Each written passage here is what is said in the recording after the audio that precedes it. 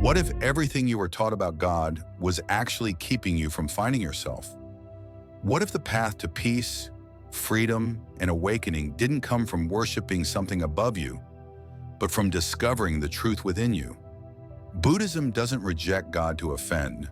It does so to awaken. Because when you stop waiting to be saved, you finally start living.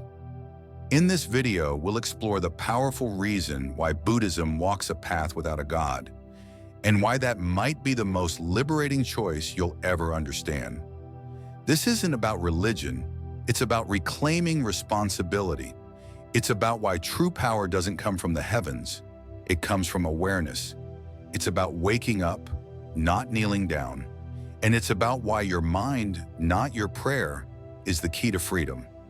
So stay with me, because what you're about to hear may undo lifetimes of conditioning and bring you home to yourself. 1. Stop waiting for a savior. Start saving yourself.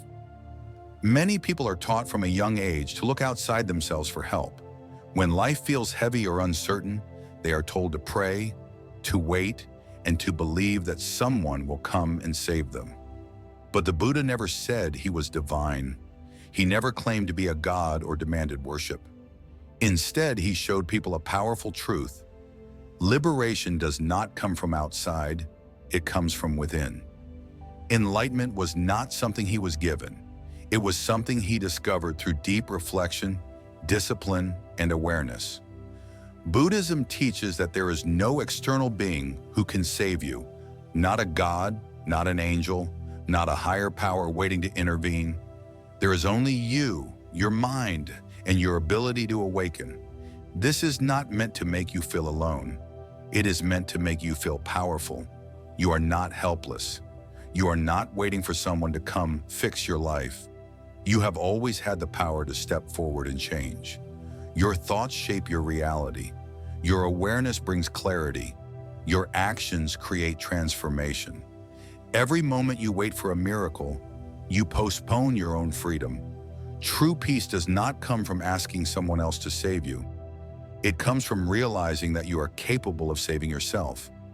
The moment you stop handing your fate to the sky and instead start walking inward, you begin the journey that truly matters.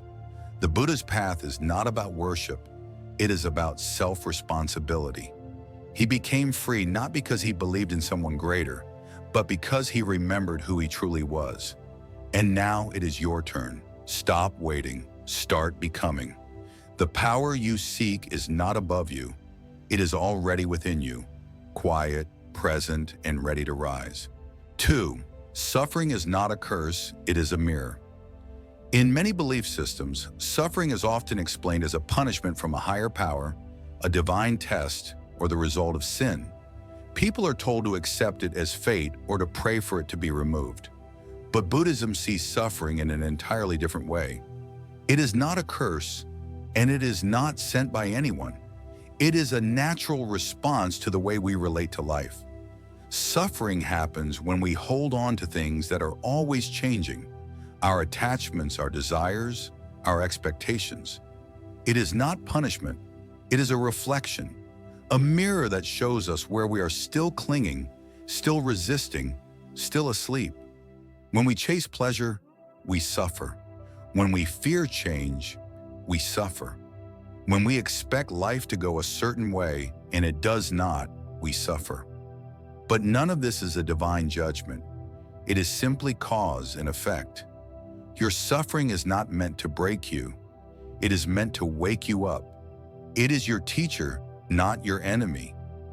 Instead of asking, "Why is this happening to me?" the Buddhist path asks, "What is this trying to show me?" You are not cursed. You are being called to observe your mind, to notice what you are holding on to, and to let go of the beliefs that keep you trapped. Every time you feel pain, it is an invitation, not to beg for help, but to look deeper into yourself. You are not powerless. You are not being punished. You are being asked to become more conscious. And when you stop seeing suffering as something unfair and start seeing it as something meaningful, everything changes. The Buddha did not escape suffering by asking for mercy. He ended suffering by understanding it, and you can do the same. Your pain is not here to destroy you. It is here to reveal you. 3. There is no control, only constant change. Most people live their lives trying to hold on tightly to what they love, trying to make life stable, predictable, and safe. They search for something or someone permanent, perhaps a god, a fate, or a divine plan that makes it all feel controlled. But Buddhism reveals a deeper truth, that everything in existence is constantly changing. Your thoughts, your body, your relationships, your circumstances, none of them stay the same. They rise and fall like waves. And this is not something to fear. It is something to understand. Buddhism teaches the law of impermanence, the truth that nothing remains fixed. And if nothing is permanent, then the idea of a perfect, all-controlling, unchanging God does not fit with the reality we experience. Clinging to the illusion of control only creates more suffering because we are constantly trying to stop the unstoppable. We want life to stay the way we want it, but it never does. The seasons change, people change, you change. Real peace is not found in trying to control life. It is found in flowing with it. It is found in accepting that change is not a mistake, but a natural part of everything.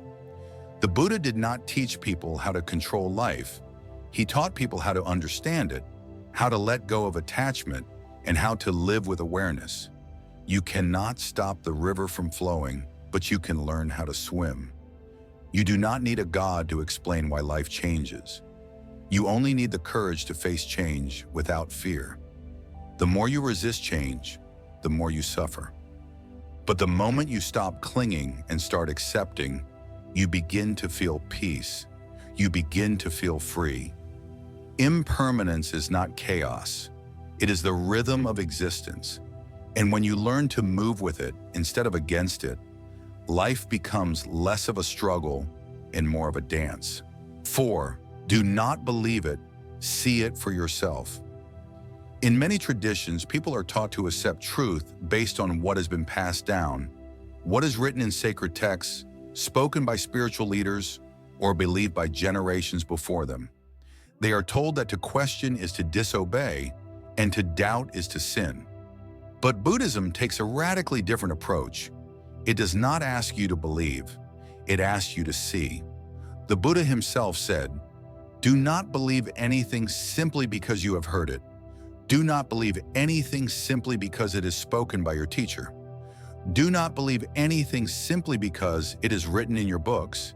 But after observation and analysis, when you find something that agrees with reason and leads to benefit, accept it and live up to it." This is not a path built on obedience. It is a path built on awareness. Buddhism invites you to question everything, not with arrogance, but with curiosity. It tells you to go beyond tradition, beyond doctrine, beyond words, and to look into your own experience. Because real truth is not something handed to you. It is something you discover through deep seeing, through mindfulness, through silence, through the discipline of paying attention. In a world full of noise, religious dogmas, cultural norms, and loud opinions, Buddhism becomes a path of stillness. It tells you to stop following blindly and start observing clearly. What does suffering feel like in your body? What does peace feel like in your breath? What is real, not because someone told you, but because you have seen it in your own life?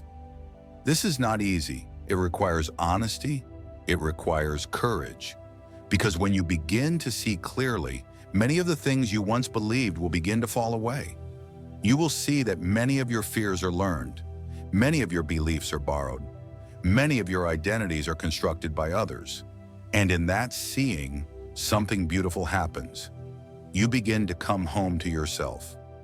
You begin to trust your own awareness more than any rule, any ritual, or any story. Buddhism does not reject religion. It simply rejects blind acceptance. It does not insult faith. It refines it. True faith is not the absence of doubt. It is the courage to look deeply and stay open to what is revealed. Faith in the Buddhist path is not about surrendering your intelligence. It is about aligning your understanding with your direct experience. It is about trusting the process of awakening, not the promises of others. When you believe something without seeing it, you become dependent.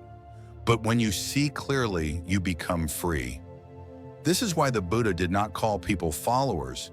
He called them practitioners, because the truth is not found in belief, it is found in practice. Every meditation, every breath, every mindful step is a chance to wake up. And waking up is not about gaining more ideas. It is about letting go of the false ones. It is about shedding illusions. It is about seeing through the layers of identity, ego, and conditioning that keep you blind. No book, no priest, no doctrine can see for you. Only you can do that. And when you do, when you truly begin to see, you understand why Buddhism has no God to obey. Because the highest truth is not above you. It is already inside you, waiting to be uncovered. There is no need to worship what is already within you. You only need to realize it. So ask yourself, what do I believe because I was told to? What do I accept because I fear being wrong? What do I hold on to because it is comfortable, not because it is true? Buddhism challenges you to examine those questions, not to destroy your faith, but to purify it, to bring you closer to reality. Because in the end, the goal is not to be right, it is to be free. The only way to be free is to stop living through other people's eyes and start looking with your own. Open your eyes, open your mind, and walk the path. Not because someone said it is true, but because you have seen that it is. That is real wisdom. That is true awakening. 5. Stop blaming the universe. It's all you. When life begins to fall apart or becomes difficult to navigate, the natural instinct is to look outward. People blame fate, luck, their past, their parents, even the stars or a god. The question always becomes, why is this happening to me? As if the universe has singled them out for misfortune. This line of thinking feels comforting because it removes personal responsibility. It creates the illusion that if you are not in control, then you are not to blame. But Buddhism offers a different kind of freedom. It teaches that awakening does not come from blaming anything outside of yourself. It comes from taking complete ownership of your inner world. It says clearly and without hesitation, you are the cause and you are also the cure. This is not about guilt. It is about power. When you blame the world, you give your energy away. You surrender your ability to change. But when you accept that your mind, your actions, and your awareness shape your life, something incredible happens. You begin to rise. Buddhism teaches that karma is not punishment from the universe. It is the natural result of what you plant, water, and nurture. If you react to pain with anger, you deepen your suffering. But if you meet difficulty with mindfulness, compassion, and clarity, you transform even hardship into growth. Nothing outside of you can determine the quality of your life more than the way you choose to respond to it. Think about it. Every time you say, "They made me feel this," or "life is unfair," or "nothing ever goes my way," you create distance between yourself and your potential. You turn your story into one of helplessness. But when you shift and say, "This is my emotion and I can transform it," or "This is my choice and I will take responsibility," you become free. You may not have chosen the storm, but you can choose how to sail through it. And that choice changes everything. Responsibility in Buddhism is not a burden. It is a doorway. When you take full responsibility, you stop living in reaction and start living with intention. You no longer let your past define you. You stop being a puppet of your moods and emotions. You stop being a slave to blame. You become someone who acts with clarity instead of someone who reacts out of pain. This kind of responsibility does not make you smaller.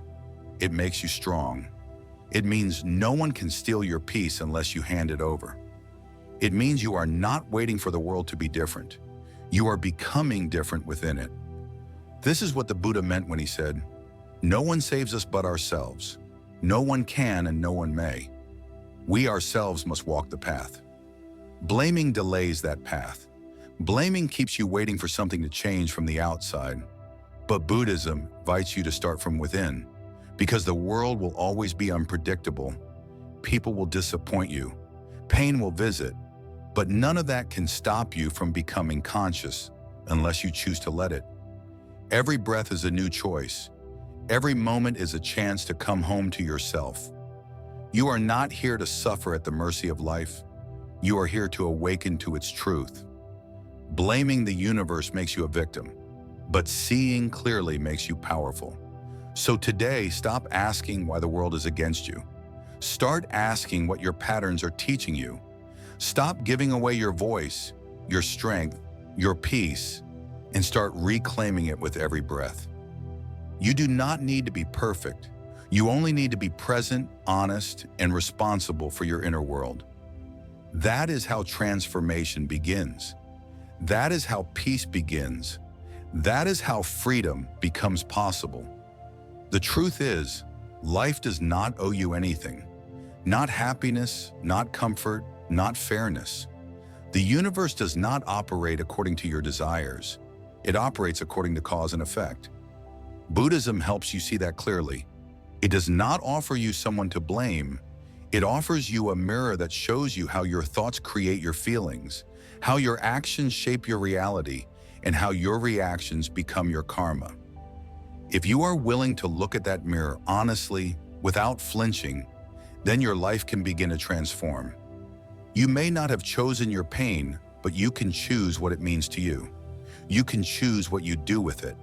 You can choose whether it becomes your prison or your path, and that choice is what makes you powerful. This is why Buddhism rejects the idea of an all-controlling God who hands out blessings or punishments, because the real power is already within you, waiting, watching, ready. The more you look for reasons to blame, the longer you delay your own awakening. But the moment you say, "This is mine, and I will face it," the healing begins. So stop waiting for something outside of you to make it right. Stop expecting someone else to understand, to heal you, or to fix what is broken. That responsibility does not belong to the universe. It belongs to you. You are not weak for taking ownership. You are wise, and that wisdom will carry you through whatever life brings. Not because you controlled the storm, but because you remember that your peace does not depend on anything outside of you. It never did, and it never will. This is it. 6. Faith without questioning is just fear in disguise. From childhood, many of us are taught to believe without questioning.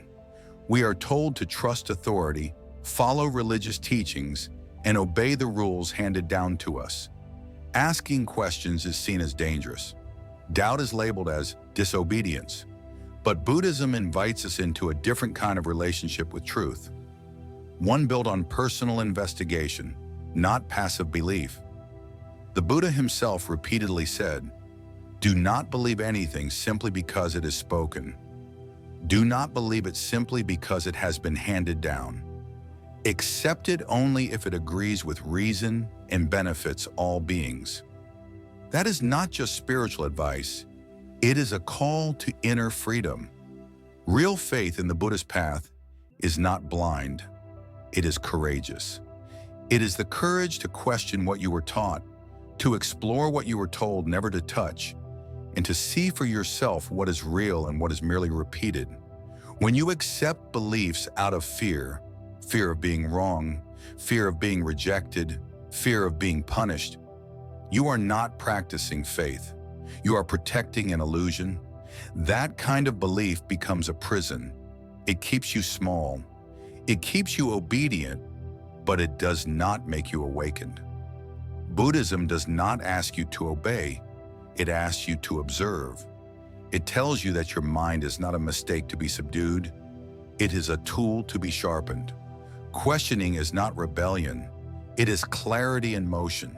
To question does not mean to reject everything. It means you are willing to see deeply. It means you are willing to let go of anything that is not aligned with truth. Faith should never be a wall, it should be a bridge. It should connect you to understanding, not trap you in ignorance. When faith is blind, it becomes fear dressed in robes. Blind belief creates dependency. It tells you that answers live outside of you, that someone else has the truth, and that your job is only to follow. But Buddhism says otherwise.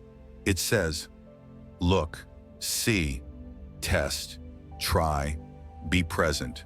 And in that presence, you will find your own wisdom. You do not need to reject tradition. You simply need to make sure it still serves your awakening. There is nothing holy about ignoring your own intuition. There is nothing spiritual about silencing your own voice. Real spirituality asks for your full attention, not your silent obedience. Faith that cannot survive your questions was never strong to begin with, and truth that demands your silence was never truth at all. You were not born to obey, you were born to understand. If something is true, it will stand the test of your deepest inquiry. It will not be shaken by your curiosity. It will become clearer through it. So do not be afraid to ask. Do not be afraid to doubt. Doubt is not the enemy of faith. It is the beginning of wisdom. The moment you allow yourself to ask, is this real? Is this still true for me? You open the door to real insight. And what happens when you do begin to ask? You begin to awaken. You start to separate what you know from what you were taught. You begin to see what resonates deeply in your soul and what was only echoing in your ears. This is how spiritual maturity begins, not through submission, but through self-awareness. You stop needing to be told who you are, and instead you start remembering. Not remembering what society or religion wants you to be, but remembering your true nature underneath all the conditioning you once mistook for identity. Buddhism does not fear doubt, it honors it. Because doubt, when held with mindfulness, becomes the fire that burns away illusion. You begin to let go of secondhand beliefs. You begin to release the voices that were never truly yours. And in that letting go, something new is born. Direct experience. This is the foundation of the Buddhist path. Experience, not belief. It is not about what someone else has seen. It is about what you are willing to see for yourself. You become a seeker, not a follower. You become a witness to your own truth, not a recorder of someone else's. It takes great courage to walk this way. It is much easier to believe what you were told, to follow the crowd, to accept the rules and never question where they lead. But easy is not the same as true, and comfort is not the same as clarity. If you want to awaken, you must be willing to walk alone sometimes. You must be willing to let go of beliefs that once gave you comfort and instead hold on to what brings you truth. This is not rejection, it is refinement. You are not throwing away faith, you are polishing it until it shines with authenticity. This is what makes the Buddhist approach unique. It does not demand you surrender your intelligence. It does not ask for blind loyalty. It asks for honesty. It asks for awareness. It asks you to wake up. And when you do, you begin to live in a way that is not dependent on anyone else's belief, approval, or instruction. You begin to trust your own insight, and that trust becomes your foundation. That trust becomes your spiritual strength. Eventually, you will see that faith is not the opposite of doubt. Real faith includes doubt. It is stronger because it has been tested. It is deeper because it has been questioned. Faith becomes your own when you hold it up to the light and ask, does this still lead me to peace? If the answer is yes, you walk with it. If the answer is no, you release it with gratitude, knowing it served its purpose, and now it is time to grow. So let your questions be sacred. Let your doubts be the beginning of something real. You are not here to repeat what others say. You are here to remember what you already know. Do not be afraid to take apart everything you once believed, because the truth can never be destroyed. It only becomes clearer. That is the kind of faith Buddhism teaches, not fear-based obedience, but conscious trust in what can be seen, felt, lived, and known through your own awareness. You do not need to be afraid of what you will find. You only need the courage to look. The truth is not hidden. It is simply waiting for you to stop looking away. Faith without questioning is fear pretending to be loyalty. But faith born from awareness, that is unshakable. That is yours forever. That is real liberation. Buddhism does not ask you to worship, it asks you to wake up. It invites you not to follow, but to see, not to believe blindly, but to question. Your questions are not weakness. They are truth. Walk this path with the knowing that truth, when tested, stays firm. It endures. Truth needs no defense. 7. The divine is not separate, it is within you. Many belief systems teach that the divine is above you, far away in the sky, separated from human imperfection. People are told that if they want to be holy, they must obey, they must worship, they must prove themselves worthy of some distant being. But Buddhism offers a very different view. It teaches that the sacred is not separate from you. It is already within you. There is no need to search for God in temples or in the heavens, because the light you seek is already shining from your own awareness. You are not incomplete. You are not cut off. You are simply asleep to your own nature. This does not mean there is no such thing as the divine. It means the divine is not an external authority. It is the awakened state of your own mind. The Buddha never claimed to be a god. He did not point people to the sky. He pointed them to themselves. He said, look inward, pay attention, wake up. Because the divine is not a personality. It is a presence. It is not a being. It is a becoming. It is what you touch when your mind becomes still, when your heart opens, and when your thoughts no longer chase after illusion. When you meditate, when you become mindful, when you experience clarity without clinging, you are not getting closer to something divine. You are remembering that you already are. You are not praying for someone to give you light. You are removing the dust that hides the light within. Buddhism teaches that the divine is not something that favors one person over another. It is not something you earn. It is something you uncover. And the way you uncover it is through your presence, your stillness, and your deep attention. This truth is deeply empowering because it means you do not need to beg. You do not need to fear punishment or chase reward. You simply need to turn inward with sincerity. No one is closer to the divine than you. Not the teacher, not the priest, not the monk. Because what you are looking for has been quietly waiting inside you all along. The lotus blooms in the mud, not above it. And so your own awakening rises from within the very life you are living, not from escaping it, but from understanding it. The divine is not something you reach for. It is something you realize. The idea that the divine is far away creates dependency. It makes you believe that you are small, broken, and in need of saving. But Buddhism teaches that you are not broken. You are simply unaware. And awareness is something you can cultivate, not something you must beg for. You do not need to chant 1,000 names or offer endless rituals hoping to be accepted. You only need to begin seeing clearly. And in that clarity, you realize you were never separate from what you were seeking. You are not the seeker. You are the source. This is why Buddhist practice centers around presence, not prayer. It is not about waiting. It is about waking up. When you are fully present in the moment, when you are deeply connected to your breath, when you are observing without judgment, that is when you touch something sacred. Not because you called it down from the sky, but because you finally became quiet enough to feel what was always there. The divine in Buddhism is not something you worship. It is something you embody. It is the calm in your mind. It is the kindness in your actions. It is the clarity in your being. This truth also shifts how you see others. If the divine is within you, then it is within everyone. Not just the kind, not just the wise, but even those who are lost in anger or fear. This does not excuse harm, but it transforms how we relate to it. We stop labeling people as good or bad, saved or damned.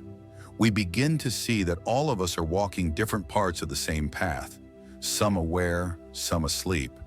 And that understanding creates compassion, not because you have to, but because you finally see the same light in others that you have discovered in yourself. In this way, Buddhism removes hierarchy. There is no one closer to truth than another, only those who are more awake. And even awakening is not a final state. It is a continuous practice, a returning again and again to what is real, to what is kind, to what is wise. And every time you return to that place, you do not become something new. You return to what you have always been. You remember. You become. And in that becoming, you begin to live from a deeper place, a freer place. Not because a God has chosen you, but because you have chosen to become conscious. There is nothing more powerful than realizing that the sacred has always been within you, that your breath is a prayer, that your awareness is a temple, that your compassion is the highest offering.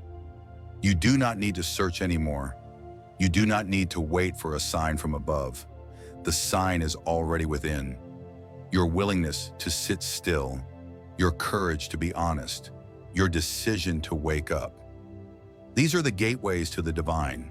Not rituals, not rewards, but awareness. And so, in Buddhism, the goal is not to find something new. It is to remember what you already are, to peel away the layers of identity, ego, and fear until only presence remains. And in that presence, something luminous awakens. Not a God watching from the clouds, but your own boundless clarity, compassion, and truth. That is what is divine. That is what is real. You are not a mistake waiting to be forgiven. You are a being waiting to remember, and that memory will never come from above. It will rise from within. You do not need to reach the heavens to touch something holy. You only need to reach deeper into yourself. Stop looking up for what has always been shining within. Stop praying to be chosen and start choosing yourself. The divine is not a reward for obedience. It is a reality born of awareness. It lives in your breath, in your stillness, in your acts of compassion, in your presence.